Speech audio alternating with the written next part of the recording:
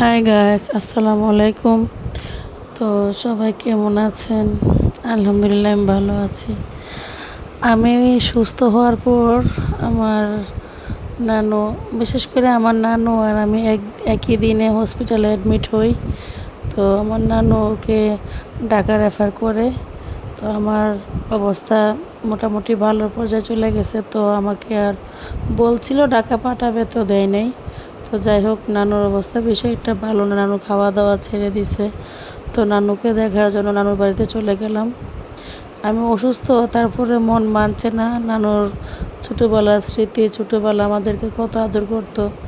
বিয়ে হওয়ার পর তো সবাই যার যার সংসার নিয়ে ব্যস্ত। তো তেমন বেশি এটা নানুর বাড়িতে আসা পড়ে না, বছরে হয়তো একবার আসি। তো যাই হোক, এখন নানুর বাড়িতে আসলে যাওয়ার পর দেখতে পেলাম আমার মামানি খুব শৌখিন যে আনারস গাছ, তারপর বিভিন্ন গাছ মানে বাড়ির চারপাশে লাগিয়ে রাখছে। তো তাছাড়া আমার নানু, আমার নানা তারা আগের থেকেই অনেক গাছ লাগাইতে পছন্দ করে। অনেক গাছ আমাদের নানু বাড়িতে, জলপাই, কাঁঠাল, বিভিন্ন গাছ, লেবু, বিভিন্ন গাছ আছে। আসলে গাছগুলোকে ফ্রেমবন্দি করার জন্য আমি একটু ভিডিও করা শুরু করলাম, যেহেতু আমি ভিডিও করতে খুব পছন্দ করি। তো লটকন গাছটা দেখে আসলে লোভ মানতেছিল না। তো সবশেষে লটকন গাছের ভিডিওটা করতে পেরে ভালো লাগছিল, কারণ বাচ্চা কাচ্চা ছিঁড়ে ফেলবে, গাছটা একদম নিচে, তাই হয়তো বা এটা চারপাশে কাটা দিয়ে রাখছে। আরেক পাশে তো ইট দেওয়াই আছে, এই পাশে মানুষের যাতায়াত নেই অবশ্য। তো আমি লটকন গাছের কাছে আসতে গিয়ে একটু স্ট্রাগল করলাম, কাটা চাটা অনেক কিছুই ছিল এখানে, ওগুলো বের হয়ে আসলাম। তো যাই হোক, এগুলাকে ধরতে পেরে কাছ থেকে ভিডিও করতে পেরে আমার কাছে খুবই ভালো লাগছে। তো আমি আমার গাইজদের উদ্দেশ্যে করলাম, বিশেষ করে যে আমার নানু বাড়িতে অনেক ফল গাছ আছে। এটাই বাকি ছিল। উপরে উপরে ফল গাছের মধ্যে উপরে জানি কি বলে এটারে, ওই যে মালটা গাছ, ড্রাগন গাছ, ছাদের মধ্যে বিভিন্ন গাছ রয়েছে। তো ভাবলাম তাহলে এটা কেন বাদ থাকবে, ফাঁকে ফাঁকে কিছু কিছু ভিডিও করে নিলাম ফলের গাছগুলি। তো এটার কাছ থেকে আসলে যেতে ইচ্ছে করতেছিল না, আমার কাছে খুব ভালো লাগতেছিল।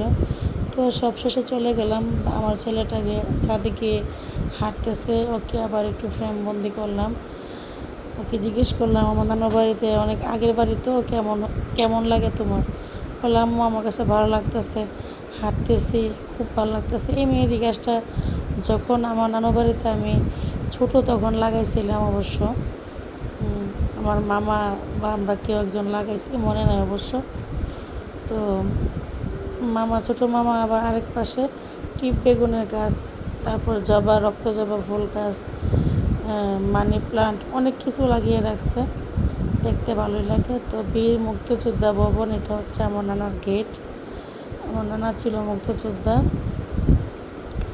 তো বাড়ির পিছনে অবশ্য একটা পুকুর আছে, পুকুরটা দেখে আমার খুবই মায়া লাগছে। পুকুরটাতে আমরা আগে মাছ ধরতাম, নানা ভাইয়া মাছ চাষ করতো, নানা ভাইয়া অনেক কিছু করতো, এটার মধ্যে নিজের পছন্দের মাছগুলো এনে ফালাইতো। তো মামা নিয়ে মনে হয় লেবু গাছ লাগাইছে, দেখে খুব ভালো লাগলো। লেবুটা একটু স্পর্শ করলাম। সকালবেলা অবশ্য এগুলো নেওয়া খুব সকালে, 5টা 6টার দিকে, এত সকালে কেউ ওঠে নাই। তো আমার ছেলেকে বললাম, তুমি দাঁড়াও গেটের সামনে। ও প্রস্তুতি ছাড়া ভাবছিলাম যে আমরা চলে যাব, তো তাই ওকে নিয়ে চলে আসলাম। এটা হচ্ছে আমার নানার ছোটো ভাইয়ের বাড়ি, মানে আমার ছোটো নানা। এটা ছোটো নানার কাঁঠাল গাছে আমার ছেলেটা ধরতেছে, কাঁঠালগুলো পাকছে কিনা দেখতেছে। এটা আমার ছোটো নানার বাড়ি। তো আমার নানার প্রত্যেকটা ভাইয়ের আলাদা আলাদা আলাদা বাড়ি। তো রাস্তার পশ্চিম পাশে আমার নানু বাড়ি, আর পূব পাশে ছোটো নানুর বাড়ি। ভালোই লাগতেছিল সকালবেলা, হিমেল বাতাস, শিরশিরের ডাক, পাখির ডাক, আমার কাছে খুবই ভালো লাগে আসলে প্রকৃতিটা। না মানে এটা আসলে কীভাবে বোঝাবো আমি জানি না, প্রকৃতি আমার কাছে খুবই ভালো লাগে। আমার কাছে গাছপালা, নিরিবিলি পরিবেশ খুবই ভালো লাগে। তো এটা নানার আরেকটা ছোটো ভাইয়ের বাড়ি, আমার আরেকটা নানা ভাইয়ের বাড়ি এটা।